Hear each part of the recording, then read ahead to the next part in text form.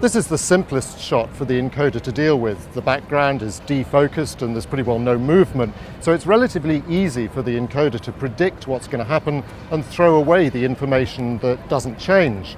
This means it's ideal for half-channel HDR. This is the same size shot, but now the background is in focus. This can make it look like there's a chroma key or a green screen being used, so if you can, it is better to defocus the background.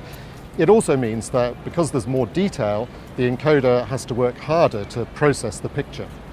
In this shot, the camera's moving steadily, but there's nothing happening in the background, so it should work reasonably well. This is because the encoder can get rid of a lot of extraneous information that the eye won't notice. But it's much harder when you zoom out, because in this case, everything in the background is changing completely as the camera pulls out. And if it's a fast zoom, it almost certainly won't work at low data rates.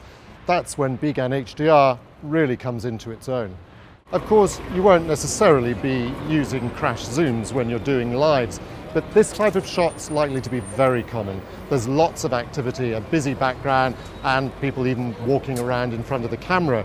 And that means there's just too much information to deal with at low bandwidths. And that means that you will get pixelation and breakup. And then, if you add a camera move, that's when it gets really challenging. And it's when the advantage of BGAN HDR can really be seen.